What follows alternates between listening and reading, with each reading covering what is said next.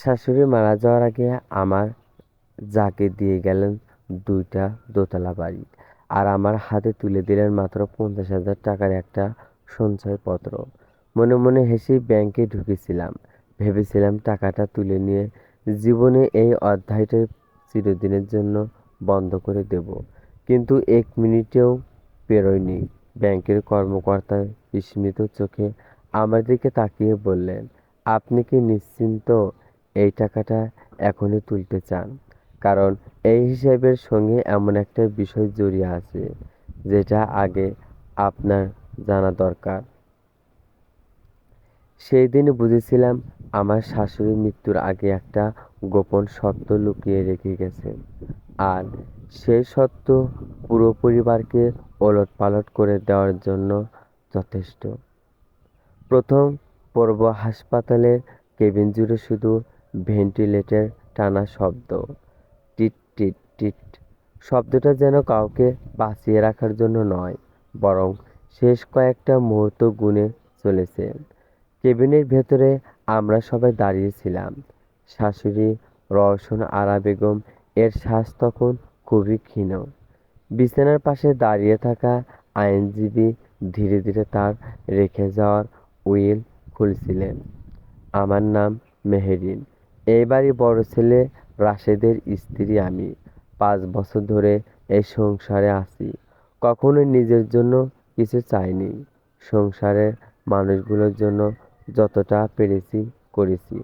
শাশুড়ির ওষুধ থেকে শুরু করে হাসপাতাল, আত্মীয় স্বজনের আপ্যায়ন, সবকিছু নিজের দায়িত্ব ভেবে সামলেছি। কিন্তু সেই 5 বছরের হিসেবের শেষ প্রাপ্তি হলো মাত্র 50,000 টাকার একটি সঞ্চয়পত্র।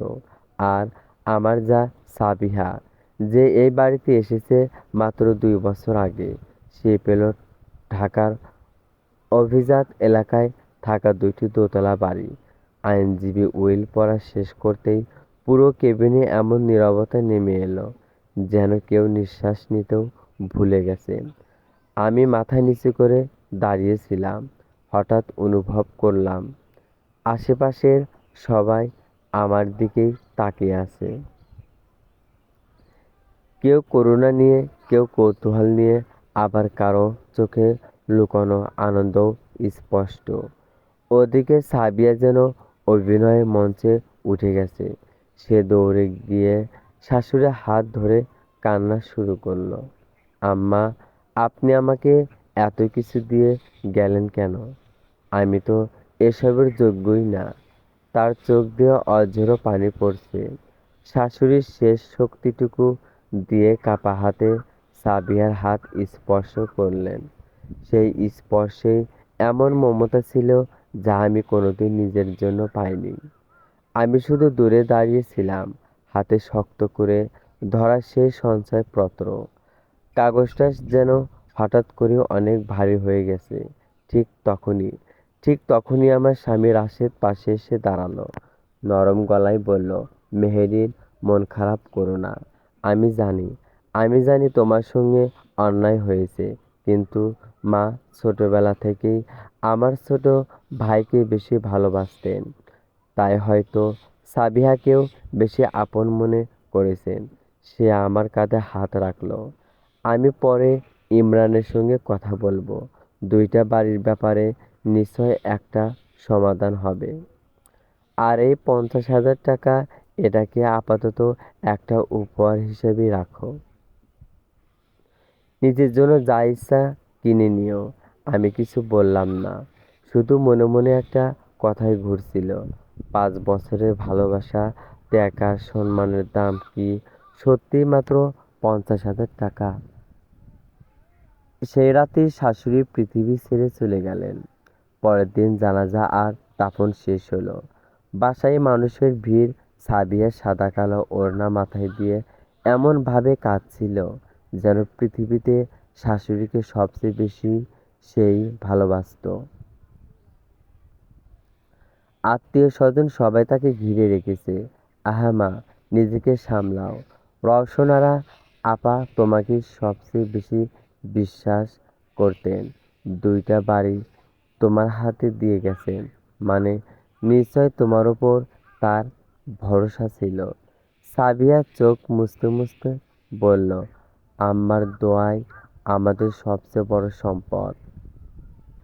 আমরা সবসময় তার ইচ্ছা অনুযায়ী চলব।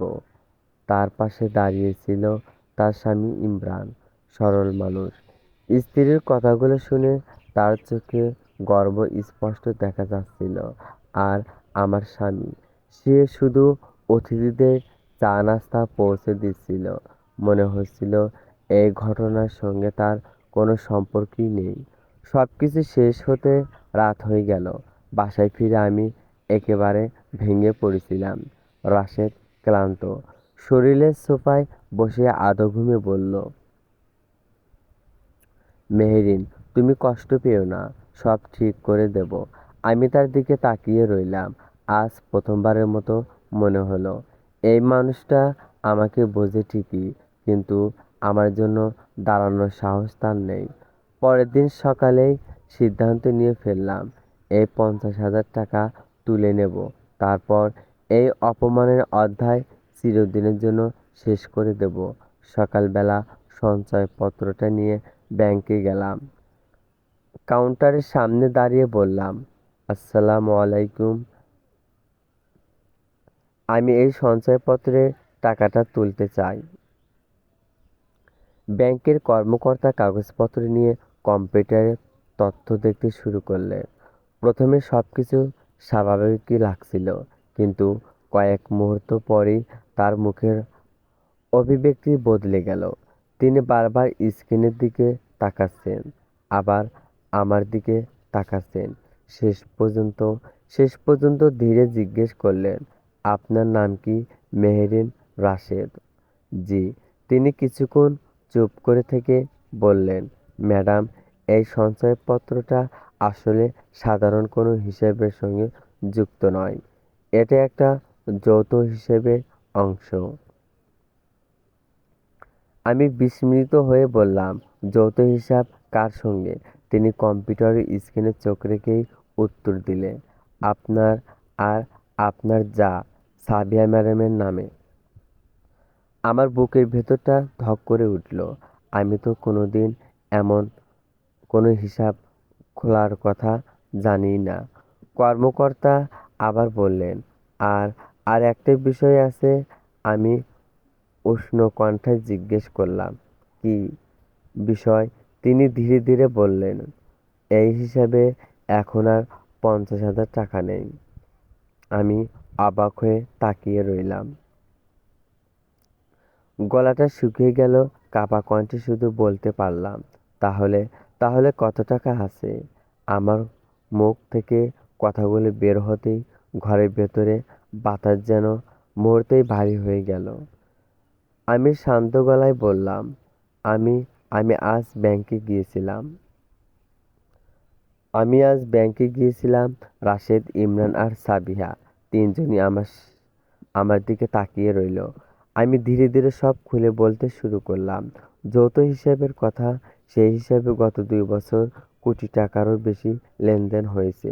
আর সবচেয়ে বড় কথা, সব বড় অঙ্কের টাকা জমা হয়েছে আমার স্বামী রাশেদের ব্যক্তিগত হিসাব থেকে।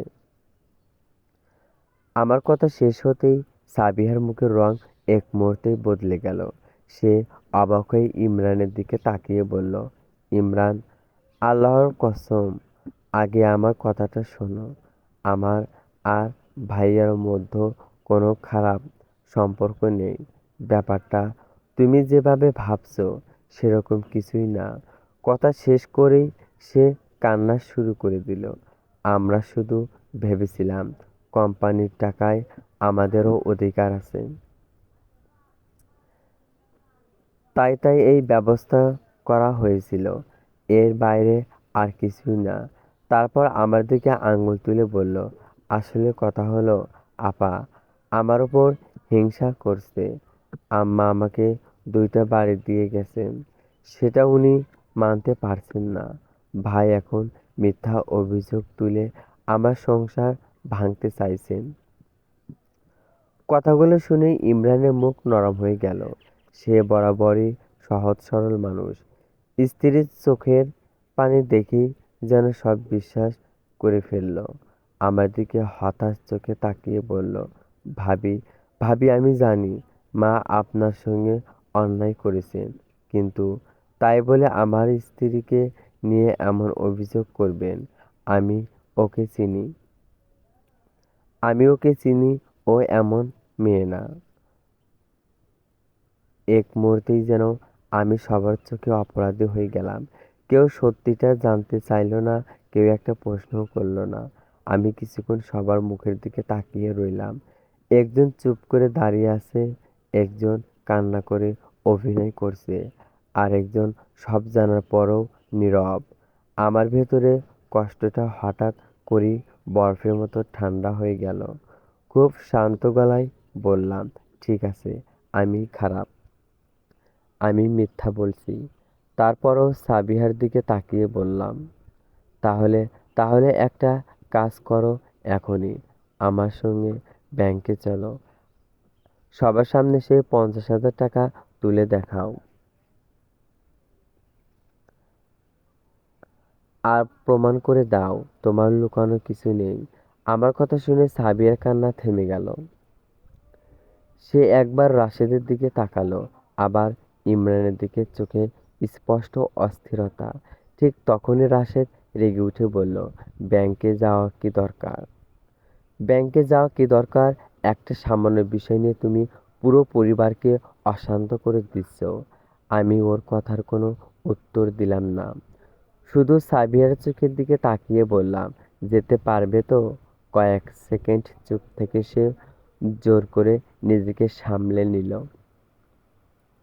অবশ্যই পারবো, আমার ভয়ের কিছু নেই। আমি আর এক মুহূর্তও নষ্ট করলাম না। সঞ্চয়পত্রটা হাতে নিয়ে দরজার দিকে হাঁটতে শুরু করলাম।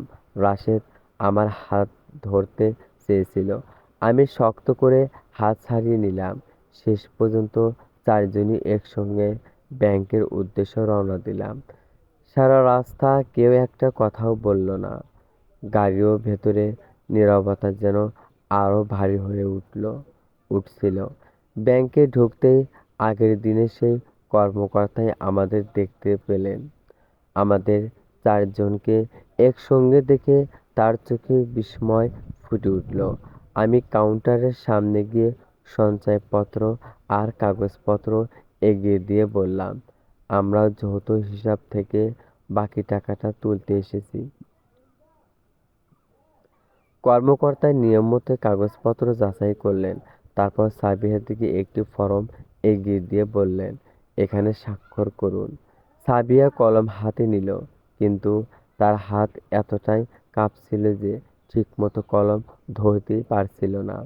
রাশেদ তার পেছনে দাঁড়িয়ে ছিল, তার মুখটা অস্বাভাবিক গম্ভীর।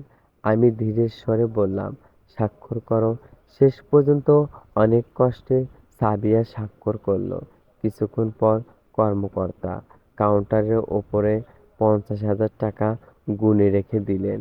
রাশেদ যেন স্বস্তির নিঃশ্বাস ফেলল। তার চোখে এমন একটা ভাব, যেন সে মনে করছে আমি ভুল প্রমাণিত হয়েছি। সাবিয়াও আত্মবিশ্বাস ফিরে পেয়ে ঠোঁটে হালকা হাসি এনে বলল, এবার নিশ্চয় এবার নিশ্চয় আপনার সন্দেহ দূর হয়েছে। টাকা তো তুলে ফেললাম।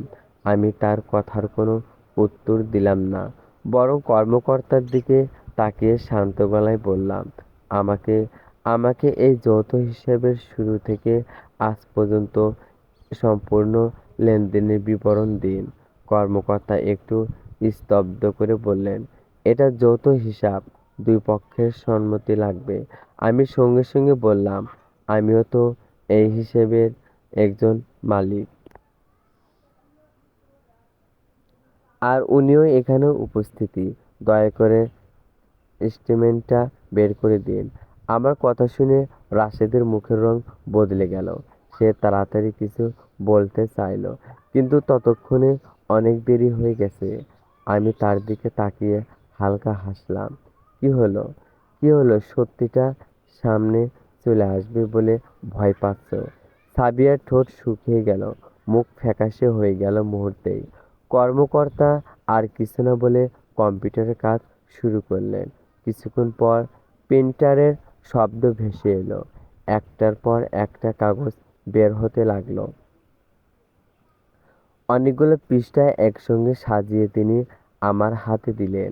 আমি ধীরে ধীরে প্রথম পাতাটা খুললাম। উপরে প্রথম লাইনের লেখা, এই যৌথ হিসাবটি খোলা হয়েছে 3 বছর আগে। আর সেই মুহূর্তেই আমার বুকের ভেতর অজানা এক আশঙ্কা আরো গভীর হয়ে উঠল। যদি গল্পটি ভালো লাগে অবশ্যই কমেন্টে জানিয়ে দেবেন। আপনাদের কমেন্ট পেয়ে গেলে পরবর্তী পার্ট দ্রুত আপলোড করার চেষ্টা করব। প্লিজ চ্যানেলটি সাবস্ক্রাইব করবেন, ভিডিওটি শেয়ার করবেন। ধন্যবাদ সবাইকে। চলবে।